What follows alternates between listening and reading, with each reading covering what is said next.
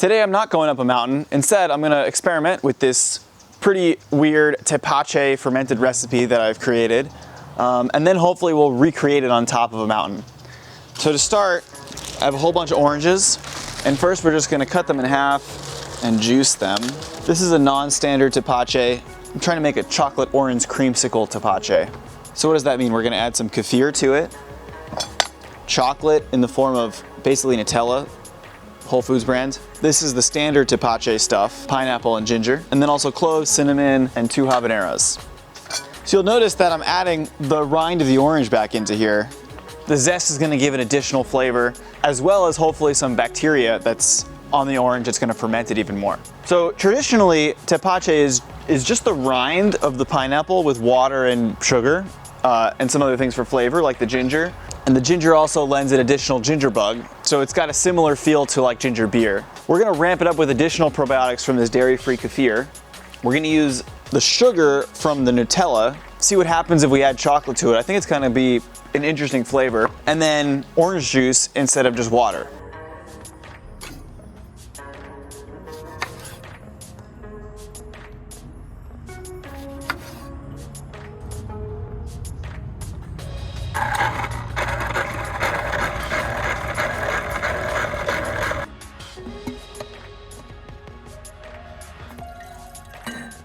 All right, so we finished juicing all these oranges. We might want to take some out of there. That's kind of a lot. But this is an experiment. So we'll see how it goes.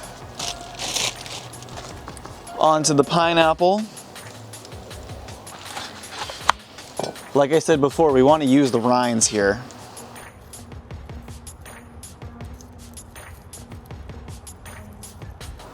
So the rinds are where all the good bacteria is. I wonder if I can juice the pineapple too. Maybe I can just kind of mash it in either in here or in a different container. First, let's see if we can fit all the rinds in here.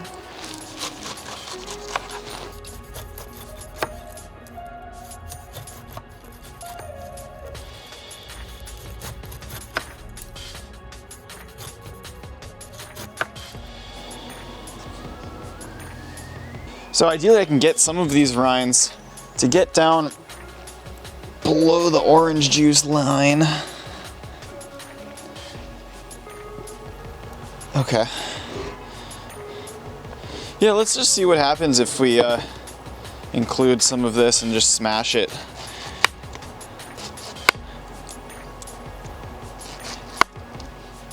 Yeah, cool. Let's get dirty with it. Very cool. All right. Gonna leave off the core because it's usually kind of bitter. Let's add our kefir. This is dairy free. Oh, that looks so cool. I think we're gonna run out of room though. We still need to add ginger and cinnamon and cloves. Habanero. All right, let's see. Just gonna pop these in there. That's beautiful. Oh, we forgot the chocolate too. I think we need another jar.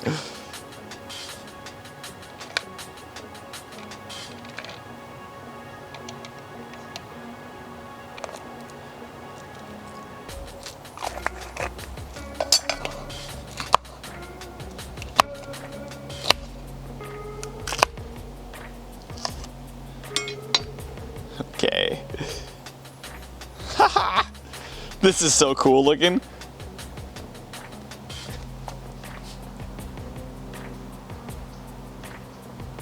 Nice. Okay, maybe we skip the chocolate. Just make it orange creamsicle. Oh, I love this.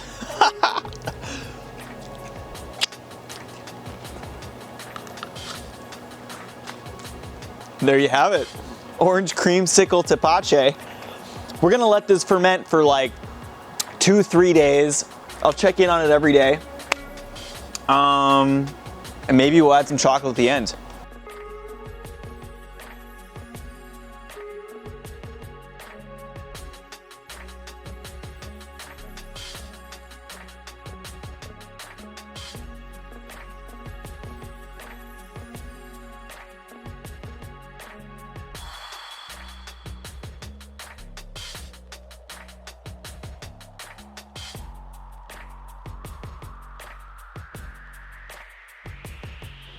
It's been 2 days, we've been time-lapsing it. We want to try it, and it's pretty freaking cool how it just comes off the sides like that. It's been burping and actually kind of startling me when I'm in this room. Yeah, look at all of that that's come out. Whoa!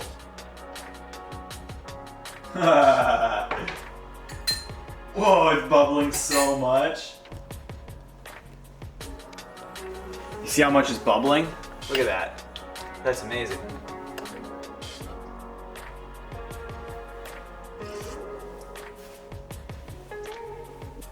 Mmm.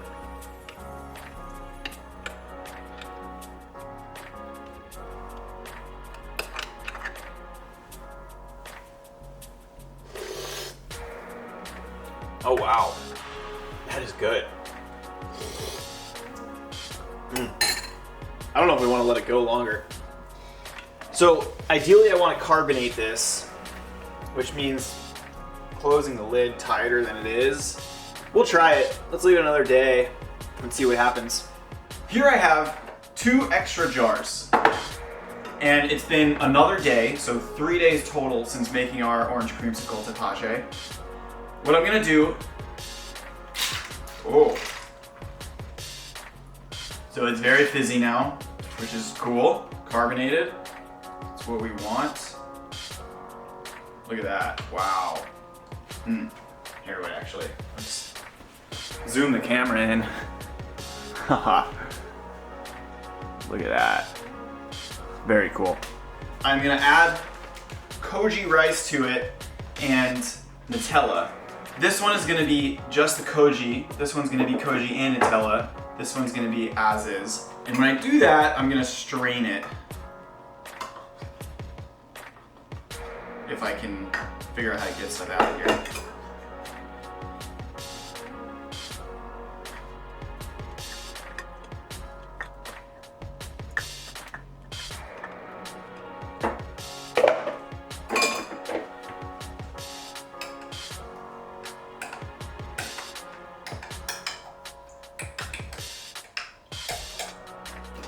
Okay, so we've taken all of the oranges and extra pulp, the cinnamon, the pineapple out of here. We left the interior of the pineapple inside because that stuff tastes good. So now we're gonna take some of it out and put it into these other jars and add our Koji and our Nutella. So I think I'll leave the pulp in here and these will be pulpless.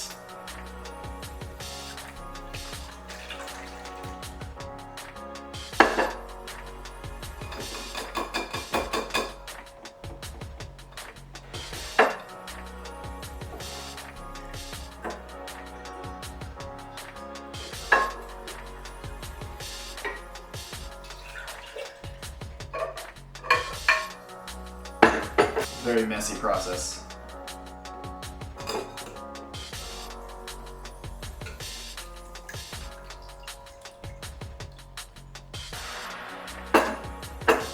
You know, there's really not that much of this stuff. Maybe I should just leave it in here. Not use this jar. Let's do that. Okay, so let's taste it first without the extra ingredients.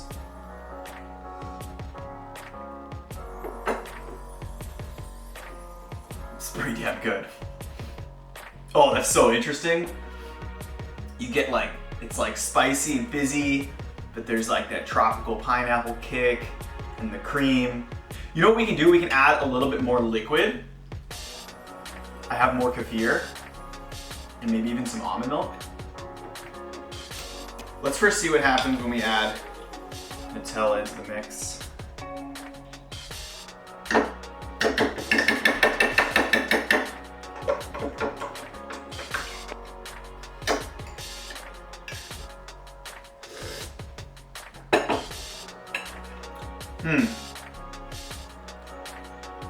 I don't know about that. It might be too much, too complex. It's weird. I don't know if the hazelnut necessarily goes with the pineapple. The Koji is gonna take longer to do its work. Let's add a little bit to both. So, Koji in here.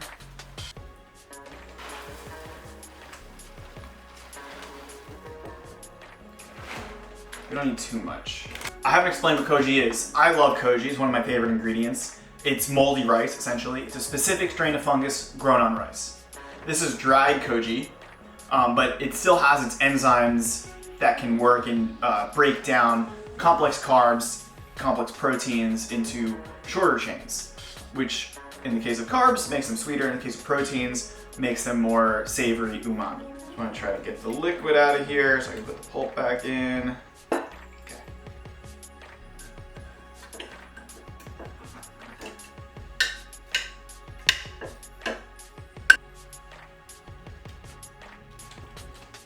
The pineapple itself is so good. It's like, it's still sweet, but it's less sweet and it has that weird funk, the like cinnamon, habanero, spicy, probiotic, like kick to it. We gotta mix this.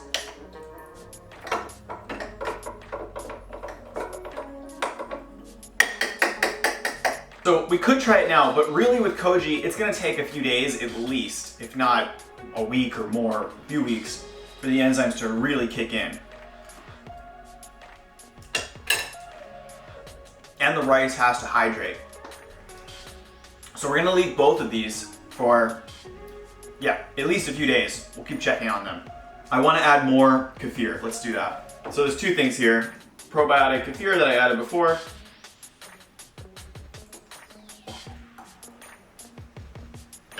And then I have this almond milk that I like a lot. Should I add it? Yeah, let's just try it. So we can really fill it up. Okay, cool. So let's come back in a few days. So we've put Koji in two of our ferments. Remember, this was mostly the pulp, and this we added our Nutella, a little bit more of the kefir, and some almond milk. Those have been sitting for 2 days now, and they're pretty funky actually, which is kind of cool. I put them in the refrigerator yesterday because they were starting to get a little too funky. The sweetness is almost entirely gone. They're acidic. Let's try them after a day in the fridge. Very acidic, almost no sweetness. It's a lot more complex, which is pretty cool. Overall, it's good. It's not the drink that we started out with.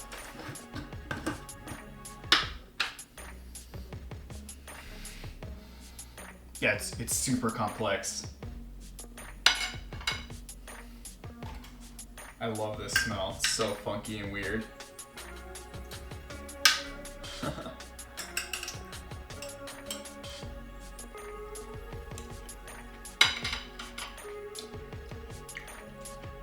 So now this one it's sweeter, but it's still pretty acidic. It's not that sweet, it's complex, and it's fizzy. That means it's probably on the verge of becoming alcoholic, which we don't want to do.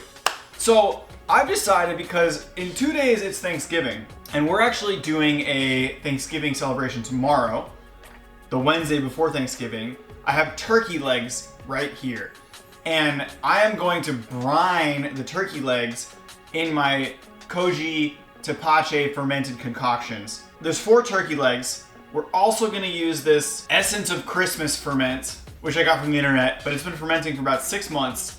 There's a whole bunch of good stuff in here. There's all these amazing mulling spices. There's citrus and apple and lemon and ginger. There's Koji. There's also a kefir in there, a water kefir, and a lot of sugar. So this thing's been going for a while. It's also very complex. It's very fall and, well, wintry more than fall. They're all a Koji, water, and eventually salt combination. I'm gonna add some salt to it. But we're also gonna make a dry brine. In here I have ground Koji, salt, and ground coffee bean. To start, let's get 1 turkey leg in each of these bags. I wanna make sure that I stay clean, don't touch other things with my turkey hand to prevent bacteria from getting places we don't want it. Carefully. Carefully. I'm just gonna pour this in there with the turkey leg. I wanna make sure there's some Koji in there. Koji kind of hangs out at the bottom of this thing. Here's our Koji. And then we're gonna need a good amount of salt as well.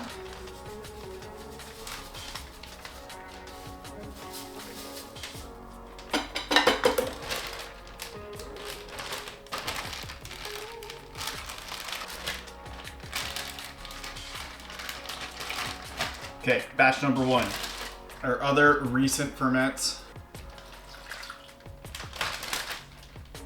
Salt it up. And our last one, our Essence of Christmas Longer Ferment. Sugary goodness.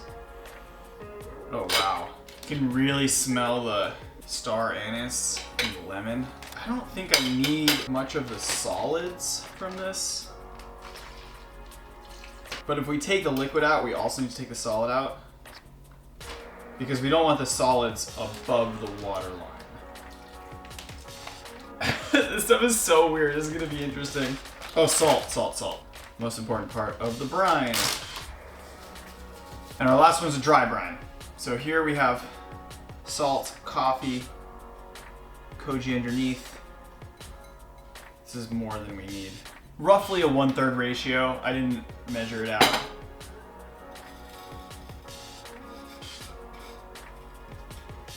I really make sure it's well coated, all sides. Okay, so what is this gonna do? The Koji has enzymes that are gonna break down the protein from the turkey and ideally penetrate a little bit inside of it. Breaking down the proteins turns them into smaller amino acids, which taste better. They're similar to MSG, honestly.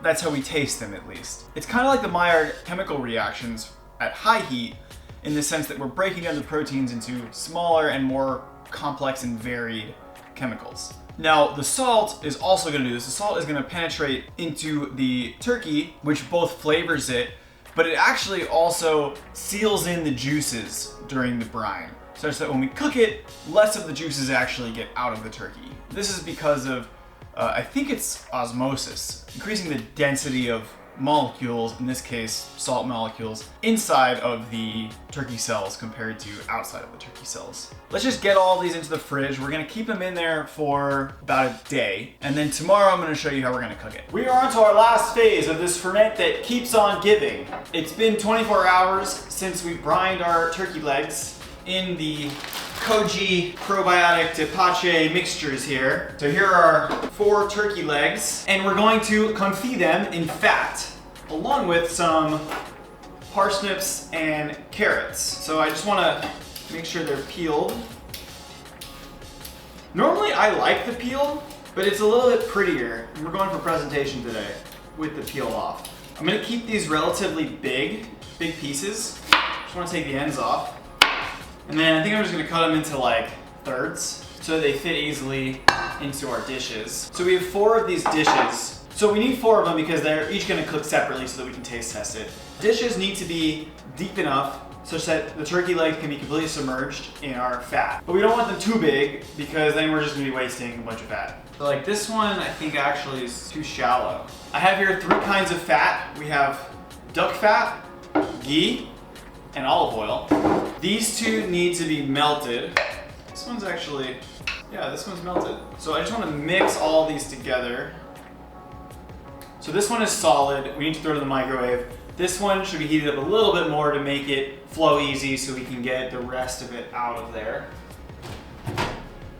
I don't know exactly how much I'm gonna need.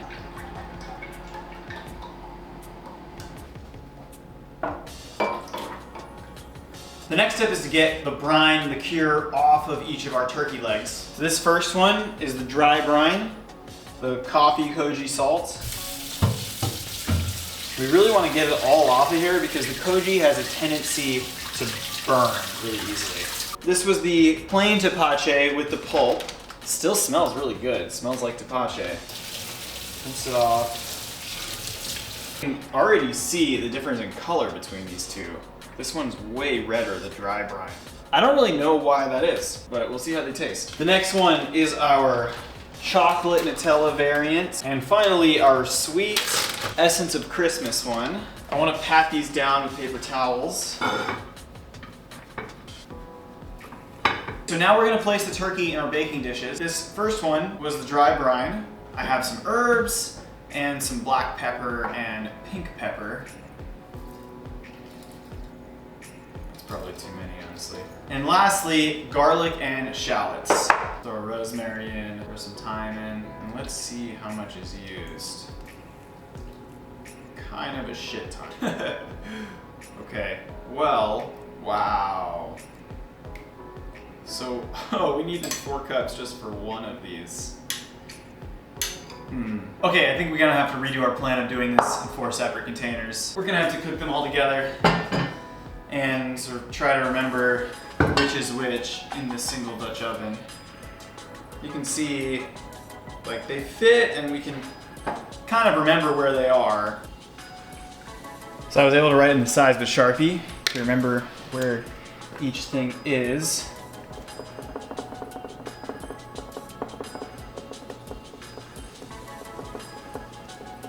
Adding a little bit more sprigs of herbs. And we're definitely gonna need to add more fat. I don't have any more of the duck fat or the ghee, so we're just gonna use more olive oil. And I think we're gonna need some salt. Remember, there's a lot of salt we put in the brine, but it didn't get into any of the other veggies here.